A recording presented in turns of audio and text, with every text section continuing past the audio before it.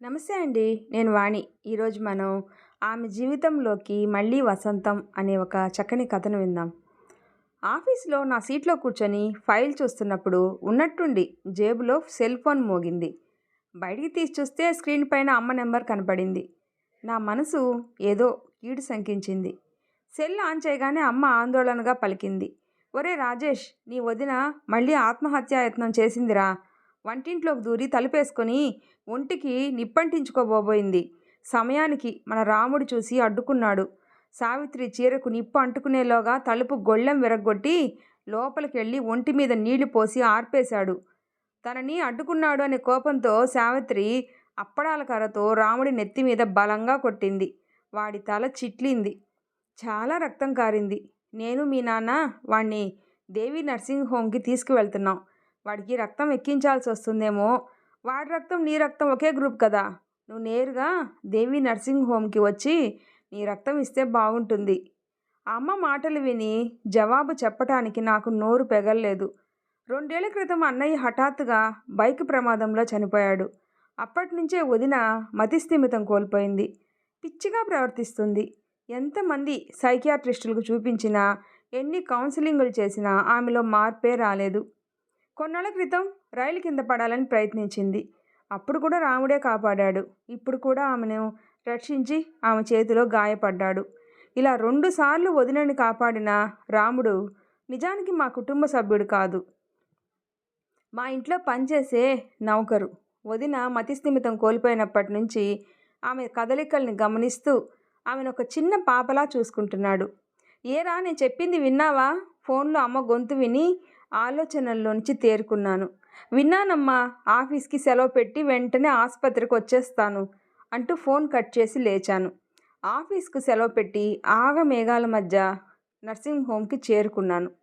తలకి కట్టుతో బెడ్డుపై నీరసంగా పడుకున్న రాముణ్ణి చూస్తే నాకు జాలేసింది. ఏ జన్మలో మాకు రుణపడ్డాడో కానీ ఈ జన్మలో అతనిలా రుణం తీర్చుకుంటున్నాడు అనిపించింది. నా రక్తం ఓ బాటిల్ ఎక్కించాక రాముడి ముఖంలో నీరసం కొంచెం తగ్గింది. తర్వాత నేను అమ్మా నాన్నలతో వదిన గురించి కాసేపు చర్చించాను. సావిత్రిని భరించటం ఇక మా వల్ల కాదు. ఆమెను మెంటల్ హాస్పిటల్లో చేర్చక తప్పదు అంది అమ్మ. నేను జవాబు చెప్పబోతే నాన్నగారు అడ్డుకున్నారు. కాసేపట్లో నీ సుందరం మావయ్య వస్తున్నాడు. నీ వదిన గురించి అతనితో చర్చించి తుది నిర్ణయం తీసుకుందాం. ప్రస్తుతం ఇంట్లో నీ భార్య ఒంటరిగా ఉంది కదా. సావిత్రి ఆమెను ఇబ్బంది పెడుతూ ఉండొచ్చు. నువ్వు వెంటనే ఇంటికి వెళ్ళి నీ భార్యకు తోడుగా ఉండు అన్నారాయన. నేను నాన్నగారి సూచన పాటిస్తూ వెంటనే ఇంటికి చేరుకున్నాను. వాకిట్లోనే నా భార్య లలిత ఎదురైంది. రాముడికి ఎలా ఉంది? ఆదుర్దాగా అడిగింది. మరేం పర్వాలేదు. రక్తం ఎక్కించాక కొంచెం కోలుకున్నాడు. వదిన ఎక్కడుంది? ఆత్రంగా అడిగాను. తన గదిలో ఉంది. బయటికి రాకుండా తలుపుకి గొళ్ళెం పెట్టాను అంది లలిత. నేను వదిన గది దగ్గరికి వెళ్ళి కిటికీలో నుంచి లోపలికి చూశాను. వదిన ఏమీ ఎరగనట్టు మంచంపై పడుకొని అమాయకంగా నిద్రపోతుంది. ఆమె ముఖంలో ఎలాంటి భావం లేదు. నేను నా గదిలోకి వెళ్ళి మంచంపై వాలాను. కందిరీగల్లా ఆలోచనలు ముసురుకున్నాయి. ఒకప్పుడు చీమకు కూడా హాని తలపట్టిన వదిన ఇప్పుడు తన ప్రాణాలు కాపాడిన రాముడి తల చిట్లిపోయేలా కొట్టింది అంటే నమ్మశక్యం కాలేదు. అన్నయ్య చనిపోయిన తర్వాత వదిన మనస్తత్వంలో ఇంతటి క్రూరత్వం ఎందుకొచ్చిందో అంతుపట్టలేదు. మా అమ్మా నాన్నలకు నేను, అన్నయ్య ఇద్దరమే సంతానం. మా వదిన సావిత్రి నాన్నగారి బాల్యమిత్రుని కూతురు. అన్నయ్య సావిత్రి ఎలిమెంటరీ స్కూల్ నుంచి కాలేజీ వరకు కలిసే చదువుకున్నారు. కాలేజీ రోజుల్లోనే ఇద్దరూ ప్రేమలో పడ్డారు. అన్నయ్యకు ఉద్యోగం వచ్చే వరకు వారి ప్రేమ కొనసాగింది. తర్వాత పెద్దల అనుమతితో ఇద్దరూ పెళ్లి చేసుకున్నారు. అన్నా వదినల ప్రేమ కథ సుఖాంతం కావటంలో రాముడు ముఖ్య పాత్ర పోషించాడు. నిజానికి రాముడు మా ఇంటి నౌకరు కాదు. అతను సావిత్రి పుట్టింటి నుంచి వచ్చాడు. రాముడి తండ్రి సావిత్రి వాళ్ళ ఇంట్లో పనిచేసేవాడు. రాముడికి 2 ఏళ్ల వయసు ఉండేటప్పుడు అతని తల్లిదండ్రులు ఓ ప్రమాదంలో చనిపోయారట. అనాథగా మారిన రాముణ్ణి సావిత్రి తల్లిదండ్రులు తమ ఇంట్లోనే ఉంచుకున్నారు. అప్పుడు సావిత్రికి 1 ఏడాది వయసు. రాముడు సావిత్రి చిన్నప్పటి నుంచి కలిసి ఆడుకుంటూ పెరిగారు. సావిత్రి తనకి ఏం కావాలన్నా రాముడికే చెప్పేదట. ఆమె పనులన్నీ రాముడు చేసి పెట్టేవాడు. అన్నయ్య సావిత్రి మధ్య చిగురించిన ప్రేమ ఒకరి నుంచి మరొకరికి బట్వాడా చేసే పోస్ట్ మ్యాన్ పాత్ర కూడా రాముడే పోషించాడు. చివరికి తన ప్రేమ సంగతి తల్లిదండ్రులకు చెప్పటానికి సావిత్రి సంకోచిస్తే ఆ పని కూడా రాముడే చేసి వారిద్దరి పెళ్లి కుదిరేలా చేశాడు. ఇరు కుటుంబాల వారు ఆదర్శవంతులు కావటంతో కట్న కానుకలు లేకుండానే పెళ్లి జరిగిపోయింది. మెట్టినింట్లో సావిత్రికి అలవాటయ్యే వరకు ఆమె పనులన్నీ చేసి పెట్టడానికి పెళ్లి కూతురి వెంట రాముణ్ణి పంపించారు సావిత్రి తల్లిదండ్రులు. చెప్పిన పని చిటికలో చేసే రాముడు మా ఇంటిల్లపాదికి తెగ నచ్చేశాడు. పైగా అతను చాలా నిజాయితీపరుడు. అందుకే రాముడు శాశ్వతంగా మా ఇంట్లోనే ఉండేలా మేము సావిత్రి తల్లిదండ్రులకు నచ్చ చెప్పి ఒప్పించాం. నేను సరదాగా అప్పుడప్పుడు వదినతో అనేవాణ్ణి, వదిన, నువ్వు పుట్టింటి నుంచి కట్న కానుకలేం తేలేదు కానీ రాముడి రూపంలో ఒక మంచి కానుక తీసుకొచ్చావు అనగానే వదిన కిలకిలా నవ్వేసేది. పెళ్ళీడు వచ్చినా రాముడు పెళ్లి చేసుకోలేదు. మొదట సావిత్రి తల్లిదండ్రులు అతనికి పెళ్లి చేయాలి అనుకున్నారు. సావిత్రి పెళ్ళయ్యే వరకు తాను పెళ్లి చేసుకోను అన్నాడంట. తర్వాత అతను మా ఇంటికి వచ్చాక మేం కూడా పెళ్లి ప్రస్తావన తీసుకొచ్చాం. దాన్ని సున్నితంగా తిరస్కరించాడు. తాను పెళ్లి చేసుకుంటే సావిత్రి పనులు చేయటం కష్టమవుతుంది అనుకున్నాడు కాబోలు. తన కోసం ఇన్ని త్యాగాలు చేసిన రాముణ్ణి వదిన ఎందుకని శత్రువులా చూస్తుందో నాకు అంతుపట్టలేదు. వదిన మనస్తత్వం నాకు మొదటి నుంచి అర్థం కాలేదు. ఏకైక సంతానం కావటంతో ఇంట్లో అతి గారాబంగా పెరిగింది. అన్నయ్యను ప్రాణం కన్నా మిన్నగా ప్రేమించింది. ఏ మాటకు ఆ మాటే చెప్పుకోవాలి, నా భార్య కూడా నన్ను అంతగా ప్రేమించలేదు. ఈ సృష్టిలో ఓ తల్లి మాత్రమే తన బిడ్డను ప్రాణం కన్నా మిన్నగా ప్రేమించగలదు. అది సృష్టి కొనసాగటానికి ప్రకృతి చేసిన ఏర్పాటు. కానీ వదిన కూడా అన్నయ్యను ఓ తల్లిలాగే ప్రేమించింది అంటే అది అతిశయోక్తి కాదు. అన్నయ్య పట్ల వరదలా పొంగి ఆమె ప్రేమ చూసి ఒక్కోసారి నాకు చాలా భయం కలిగేది. అది ప్రేమ కాదు, వ్యామోహం అనిపించింది. వదినకు పిల్లలు పుడితే భర్త మీద ప్రేమ పిల్లలపైకి మళ్ళుతుంది అనుకున్నాను. కానీ పెళ్ళై 5-6 ఏళ్ళు గడిచినా వదినకు పిల్లలు పుట్టలేదు. ఎందరో డాక్టర్కు చూపించారు, ఇద్దరిలోనూ ఏం లోపం లేదు అని తెలిసింది. కొన్నిసార్లు అదృష్టం కూడా కలిసి రావాలి అన్నారు. ఆ అదృష్టం కోసమే అన్నా వదినలు ఎన్నో గుళ్ళు, దర్గాలు, చర్చిలకంతా తిరిగారు. ఎన్నో మొక్కులు మొక్కుకున్నారు. అయినా దేవుడు కరుణించలేదు. పిల్లలు లేరని అన్నయ్య ఎప్పుడైనా బాధపడినా వదిన ఎన్నడూ బాధపడలేదు. భర్తనే ఒక చంటి బిడ్డలాగా చూసుకునేది.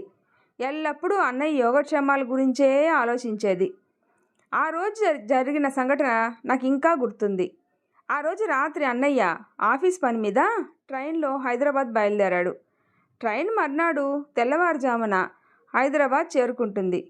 మరుసటి రోజు తెల్లవారగానే టీవీలో బ్రేకింగ్ న్యూస్ వచ్చింది. కొద్ది నిమిషాల క్రితమే హైదరాబాదులో భూమి కంపించింది అని, జనం ఆందోళనగా ఇళ్లల్లో నుంచి బయటకు వచ్చారు అని వార్తల్లో చెప్పారు. అప్పుడు వదిన చేసిన హంగామా అంతా ఇంతా కాదు. అన్నయ్యకు ఫోన్ల మీద ఫోన్లు చేసింది. కానీ ప్రతిసారి ఫోన్ స్విచ్ ఆఫ్ అనే వచ్చింది. దాంతో మరింత కంగారు పడింది. తర్వాత హైదరాబాదులో తెలిసిన వాళ్ళందరికీ ఫోన్లు చేసి విసిగించింది. అది చిన్న భూకంపం అని, భూకంపం వచ్చిన సమయానికి అన్నయ్య ఇంకా హైదరాబాద్కే చేరుకోలేదని మేమెంత చెప్పినా వదినలో ఆందోళన తగ్గనే లేదు. చివరికి అన్నయ్యే ఫోన్ చేసి తాను ఇప్పుడే హైదరాబాద్లో క్షేమంగా రైలు దిగి ఫోన్ స్విచ్ ఆన్ చేశాను అని చెప్పాక వదిన శాంతించింది. అన్నయ్య పట్ల వదినకి గల మితిమీరమైన ప్రేమకు ఇంకెన్నో ఉదాహరణలున్నాయి. భర్త దీర్ఘాయుష్ కోసం ఆమె ఎన్నో వ్రతాలు, పూజలు చేసేది, నోములు నొచ్చేది. అంతేకాదు మా పక్కింట్లో ఉండే మార్వాడి స్త్రీలు ఆచరించే ఉత్తరాది కర్వా చౌత్ సంప్రదాయాన్ని ఎంతో నిష్ఠగా పాటించేది. వారితో పాటు రోజంతా ఉపవాసం ఉండి రాత్రి చంద్రోదయం చూసే వరకు ఏమీ తినేది కాదు. ఇక అన్నయ్య తుమ్మినా దగ్గినా ఆమెకి కంగారే. హడావుడిగా డాక్టర్ దగ్గరికి పిలుచుకుపోయేది, లేదా దిష్టి తీసేది. ఆ రోజు ఆఫీస్కి సెలవు పెట్టమనేది. ఒకవేళ అన్నయ్య ఆమె మాట వినకుండా మొండిగా ఆఫీస్కి కాని వెళ్తే భర్తకి తోడుగా రాముణ్ణి పంపించేది. అన్నయ్య పట్ల వదినకున్న పిచ్చి ప్రేమను చూసి నేను ఆమెను ఆట పట్టించేవాణ్ణి. వదిన, ఓ రాక్షసుడి ప్రాణం ఓ చిలకలో ఉండేదని, ఆ చిలకని ఇబ్బంది పెడితే రాక్షసుడు ఇబ్బంది పడేవాడని చిన్నప్పుడు మా బామ్మ కథ చెప్పేది. నీ స్టోరీ కూడా అచ్చం అలాగే ఉంది. నీ ప్రాణం అన్నయ్యలో ఉంది, ఆయన తుమ్మితే నీకు జలుబు చేస్తుంది అనేవాణ్ణి. నా మాటలకు వదిన మొదట గలగలా నవ్వేసి తర్వాత అనేది, మర్దిగారు, మీ అన్నయ్యను చిలక అంటే ఒప్పుకుంటా గాని నన్ను రాక్షసితో పోలిస్తే మాత్రం ఊరుకోను అంటూ చిరుకోపం ప్రదర్శించేది. అన్నా వదినల అన్యోన్య దాంపత్యం చూసి విధికి కన్ను కుట్టింది కాబోలు. ఓ రోజు ఇద్దరిని శాశ్వతంగా విడదీసింది. ఆ రోజు ఆఫీస్ నుంచి ఇంటికొస్తున్న అన్నయ్య బైకును ఓ బస్సు గుద్దేసింది. ఆసుపత్రికి తీసుకెళ్లేలోగా అన్నయ్య ప్రాణం పోయింది. అన్నయ్య శవం చూసి మేము చిన్నపిల్లల్లాగా విలపించాం. వదిన అయితే గుండె పగిలి చచ్చిపోతుందేమో అనుకున్నాం. కానీ అలా జరగలేదు. భర్త చనిపోయాడు అనే నిజాన్ని వదిన నమ్మనే లేదు. భర్త శవం చూసి పెదవి విరుస్తూ, ఈ శవం ఎవరిదో పాపం, మా ఆయన హైదరాబాద్ వెళ్ళారు, అక్కడ ఆఫీస్ పని ముగియగానే తిరిగొస్తారు అంటూ అందరికీ చెప్పసాగింది. హఠాత్తుగా భర్త శవం చూసి ఆమె మతి చెలించింది అని మాకు బోధపడింది. కానీ అంత్యక్రియల తర్వాత కూడా ఆమెలో మార్పే రాలేదు. భర్త కోసం రోజు వాకిట్లో నిల్చొని ఎదురు చూసేది. ఆయన సెల్ నెంబర్కి ఫోన్లు చేసేది. ఆయన ఆఫీస్కి ఫోన్ చేసి ఎప్పుడొస్తాడు అని అడిగేది. ఒక్కోసారి అన్నయ్య వస్తున్నాడని హడావిడిగా రైల్వే స్టేషన్కి వెళ్ళి అక్కడ రైలు దిగిన వారిని భర్త గురించి ఆరా తీసేది. అన్నయ్య ఈ ప్రపంచంలో లేరు అని మేము ఎన్నిసార్లు చెప్పినా వదిన మా మాటలు నమ్మనే లేదు. పైగా మమ్మల్ని మందలించేది. అపశకనం పలకొద్దు, నువ్వే చెప్పు రాముడు, మా ఆయన హైదరాబాద్కి వెళ్ళారు కదా అంటూ రాముడిని అడిగేది. అతను నిజం చెప్పే ధైర్యం లేక మౌనంగా ఉండిపోయేవాడు. దాంతో వదిన రాముడు తన మాటని సమర్థిస్తున్నాడు అనుకునేది. ఇలా కాదని ఓ రోజు మేము రాముడిని నిలదీశాం. అప్పుడు అతను వాస్తవం చెప్పేశాడు. వదిన కోపంగా రాముడి చెంపలు ఎడాపెడా వాయించేసింది. తర్వాత గుండె లవిసిపోయేలాగా ఏడ్చింది. ఇప్పటికైనా ఆమె నిజం గ్రహించినందుకు ఊరట చెందాలో, లేక ఆ నిజం ఆమె గుండెల్ని బద్దలు చేసినందుకు బాధపడాలో మాకు అర్థమే కాలేదు. కూతురి పరిస్థితి చూసి కలత చెందిన వదిన తల్లిదండ్రులు ఆమెను తమ ఇంటికి తీసుకువెళ్ళాలి అనుకున్నారు. కానీ వదిన ఒప్పుకోలేదు. పెళ్లి కాగానే నాకు పుట్టింటితో బంధం తెగిపోయింది, ఇప్పుడు నేను మీకు పరాయిదాన్ని, భర్త ఇల్లే నా ఇల్లు అంటూ కరాఖండిగా చెప్పేసింది. దాంతో ఆమె తల్లిదండ్రులకు చేసేది లేక కూతురికి ధైర్యం చెప్పి వెళ్ళిపోయారు. కాలమే వదినలో మార్పు తీసుకువస్తుంది అనుకున్నాం.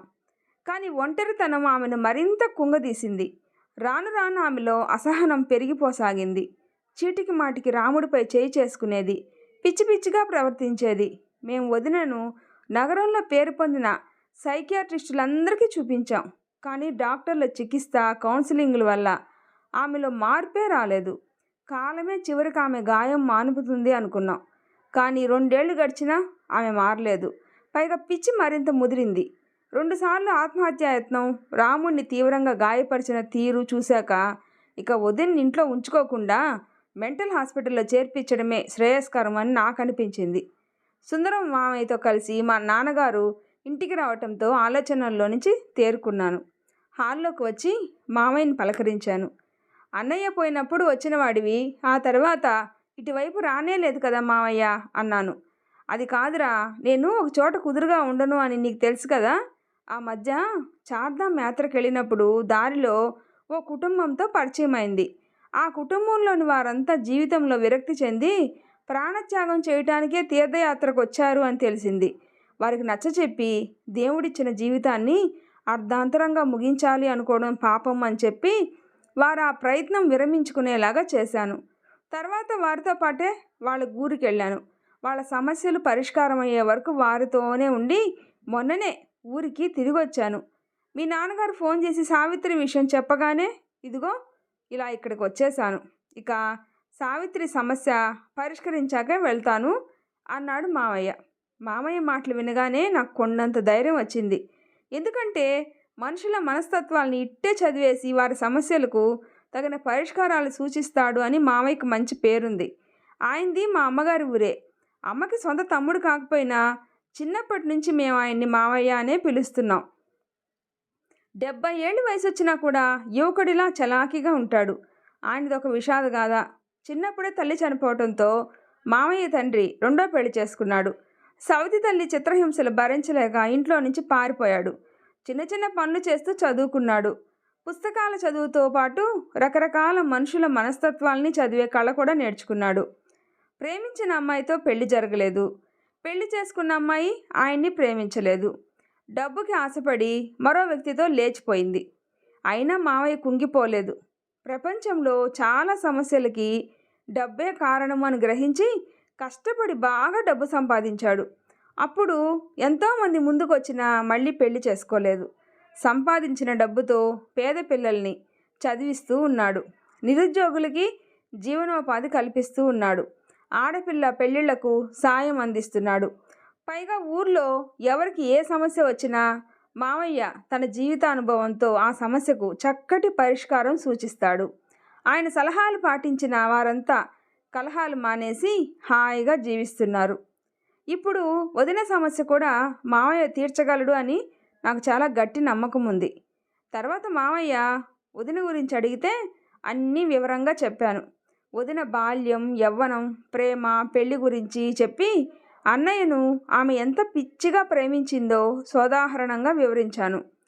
వదిన ఆత్మహత్యాయత్నం చేయటం ఇది రెండోసారి. ఇప్పుడు ఆమెను ఇంట్లో ఉంచుకోవాలంటేనే భయమేస్తుంది. మెంటల్ హాస్పిటల్లో చేర్చాలి అనిపిస్తుంది అన్నాను. స్త్రీ మనసును అర్థం చేసుకోవటం కష్టం. చాలామంది స్త్రీలు పురుషుల కన్నా భిన్నంగా ఆలోచిస్తారు.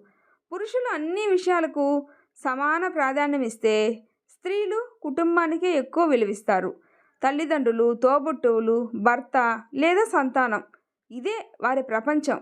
కొందరు స్త్రీలైతే ఒకే వ్యక్తి చుట్టూ తమ ప్రపంచాన్నంతా నిర్మించుకుంటారు. సావిత్రి ఆ కోవకు చెందిన స్త్రీ. భర్తనే సర్వస్వంగా భావించింది. భర్త లేని జీవితం ఆమెకు శూన్యంగా కనిపిస్తుంది. అందుకే వింతగా ప్రవర్తిస్తుంది. సావిత్రి లాంటి స్త్రీలు అక్కడక్కడ కనిపిస్తూ ఉంటారు.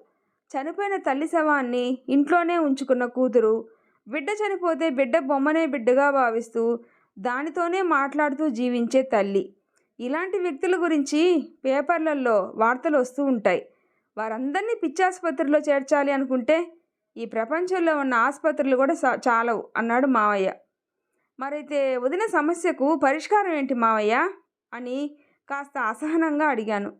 ఈ ప్రపంచంలో పరిష్కారం లేని సమస్య అంటూ ఉండదు. కాకపోతే పరిష్కారం కోసం చిత్తశుద్ధితో ప్రయత్నించాలి. శారీరక సమస్యల విషయంలో అందరికీ ఒకే మందు పనిచేస్తుంది. కానీ మానసిక సమస్యలకి వ్యక్తి మనస్తత్వాన్ని బట్టి మందు అంటే పరిష్కారం మారుతుంది. సావిత్రి సమస్య పరిష్కరించాలంటే ముందుగా ఆమె మానసిక స్థితిని అధ్యయనం చేయాలి. అందుకు కొంత సమయం పడుతుంది. అంతవరకు నేను మీ ఇంట్లోనే ఉంటాను అన్నాడు మావయ్య. మావయ్య ఆ రోజు నుంచే తన కార్యాచరణ మొదలుపెట్టాడు. ముందుగా ఆయన చేసిన పని వదిన గదిని మార్పించడం. అన్నయ్య గదిలోనే ఉంటే పాత జ్ఞాపకాలు వేధిస్తాయని ఆమెను వేరే గదికి మార్పించాడు. తర్వాత హాల్లో ఉన్న అన్నయ్య ఫోటోతో పాటు అన్నయ్యను గుర్తుకు తెచ్చే వస్తువులన్నిటినీ వదినకు కనిపించకుండా దాచేశాడు. వాటి గురించి వదిన అడిగితే ఏదో ఒకటి సర్ది చెప్పేవాడు. రోజు వదినతో కబుర్లు చెప్తూ ఆమెతో చనువు పెంచుకున్నాడు. ఆమె కోప్పడినా కూడా తను చాలా శాంతంగా మాట్లాడేవాడు. వదినను ఖాళీగా కూర్చోనివ్వకుండా ఆమె చేత ఏదో ఒక పని చేయించేవాడు. భర్త పోయాక దేవునిపై నమ్మకం కోల్పోయి గుడికెళ్ళటం మానేసిన వదినకు చాలా రోజుల పాటు పలు విధాలుగా నచ్చచెప్పి రోజు గుడికి వెళ్ళేలా ఆమెలో మార్పు తీసుకొచ్చాడు. ఆమె వెంట రాముణ్ణి పంపేవాడు. అప్పుడప్పుడు తను కూడా వెళ్ళేవాడు.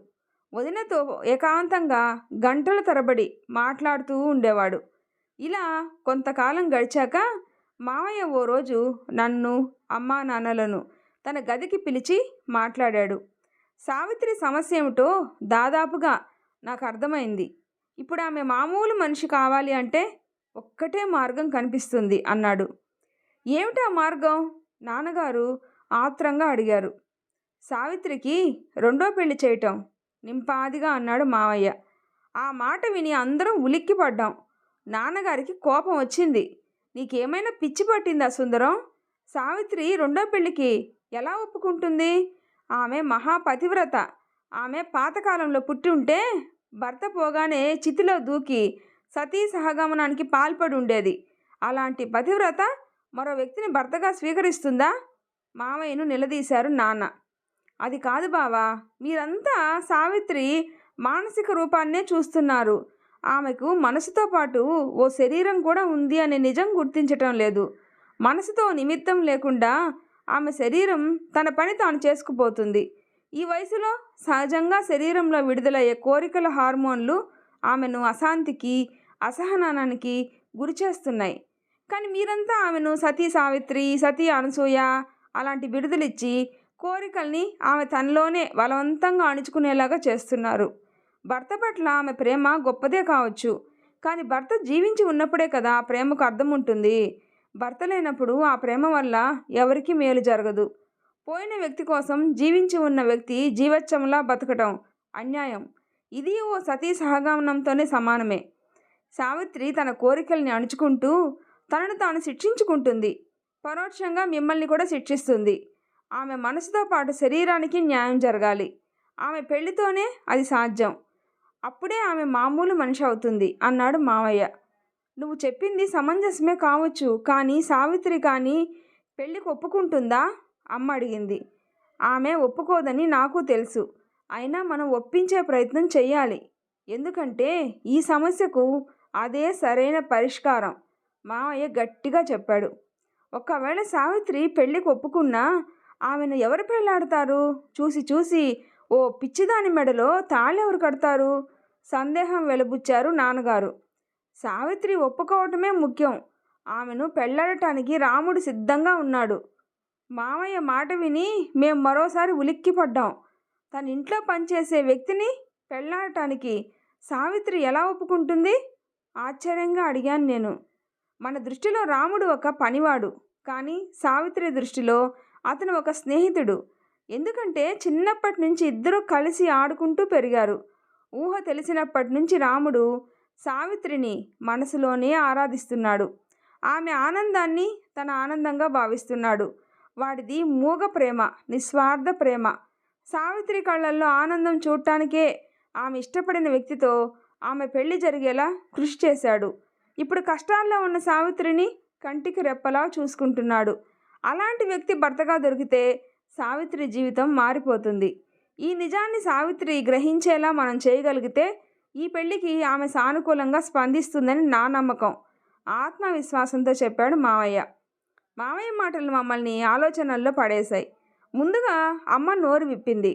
నువ్వు చెప్పింది నిజమేరా సుందరం. పోయిన మా వాడు ఎలాగూ తిరిగిరాడు. కనీసం వాడు ప్రేమించిన సావిత్రినైనా మనం కాపాడుకోవాలి. సావిత్రిని ప్రాణంలో చూసుకునే రాముడితోనే ఆమె పెళ్లి జరుపుదాం. అప్పుడే సావిత్రి జీవితం బాగుపడుతుంది. మా వాడి ఆత్మకు కూడా శాంతి లభిస్తుంది, ఉద్వేగంగా పలికింది అమ్మ. అమ్మ మాటల్ని నాతో పాటు నాన్నగారు కూడా సమర్థించారు. ఈ విషయంలో సావిత్రి తల్లిదండ్రుల అభిప్రాయాన్ని కూడా తెలుసుకోండి, మావయ్య సూచించాడు. నాన్నగారు వెంటనే వదిన వాళ్ళ నాన్నకి ఫోన్ చేసి మాట్లాడారు. విషయం అంతా విన్న తర్వాత ఆయన సానుకూలంగా స్పందించారు. ఒరే, పెళ్ళి కాగానే సావిత్రి మాకు పరాయిదైపోయిందిరా. ఇప్పుడు ఆమె నీ బిడ్డ. ఆమె మంచి చెడులు నిర్ణయించే హక్కు నీకే ఉంది. ఆమె భవిష్యత్తు గురించి నువ్వు ఏ నిర్ణయం తీసుకున్నా నేను వ్యతిరేకించను, భావోద్వేగంతో పలికారు ఆయన. అందరం ఏకాభిప్రాయానికి వచ్చిన తర్వాత వదిన్ని రెండో పెళ్లికి ఒప్పించే బాధ్యత కూడా మావయ్యకి అప్పగించాం. ఆయన వెంటనే కార్యాచరణలోకి దిగాడు. నేరుగా వదిన దగ్గర పెళ్లి ప్రస్తావన తేకుండా పరోక్షంగా పెళ్లి విషయాలు మాట్లాడుతూ ఆమెలో ఆ విషయం పట్ల ఒక ఆసక్తిని రేకెత్తించాడు. వదిన కోసం రాముడు చేసిన త్యాగాల్ని గుర్తు చేస్తూ రాముడికి తన పట్ల ఎంతటి ప్రేమాభిమానాలున్నాయో వదినకి గుర్తు చేయసాగాడు. మరోపక్క మేం కూడా మావయ్య మాటల్ని సమర్థిస్తూ మాట్లాడసాగాం. మావయ్య కృషి ఫలించింది. కొన్నాళ్ళ తర్వాత వదిన ధోరణిలో మార్పు స్పష్టంగా కనిపించింది. తర్వాత ఓ రోజు మావయ్య వదిన ముందు పెళ్లి ప్రస్తావన తీసుకొచ్చాడు. మొదట మొహమాట పడిన వదిన తర్వాత పెళ్లికి సానుకూలంగా స్పందించింది. ఆ సంగతి తెలియగానే రాముడు ఆనందంతో పొంగిపోయాడు. ఇన్నాళ్ళు మనసులోనే ఆరాధించిన దేవత తనని కటాక్షించినందుకు అతను సంతోషం పట్టలేక ఏడ్చేశాడు. ఓ శుభముహూర్తాన రాముడు సావిత్రిల పెళ్లి నిరాడంబరంగా జరిగిపోయింది. మావయ్య అంచనా నిజమైంది. పెళ్లి తర్వాత వదిన పూర్తిగా మారిపోయింది. ఆమెలో అసహనం, కోపం, చిరాకు, కుంగుబాటు లాంటి రుగ్మతలన్నీ మాయమైపోయాయి. ఇప్పుడు ఆమె అన్నయ్య స్థానాన్ని రాముడికి ఇచ్చేసింది. గతం మర్చిపోయి వర్తమానంలో హాయిగా జీవించసాగింది. ప్రపంచంలో పరిష్కారం కాని సమస్య అంటూ ఉండదు అని మావయ్య చెప్పిన మాట నిజమేనని రుజువైంది. ఈ స్టోరీ మీకు నచ్చినట్లయితే ప్లీజ్ లైక్ చేసి షేర్ చేయండి, సబ్స్క్రైబ్ చేసుకోండి. స్టోరీ ఎలా ఉందో తప్పకుండా కామెంట్ చేయండి. Thanks for listening.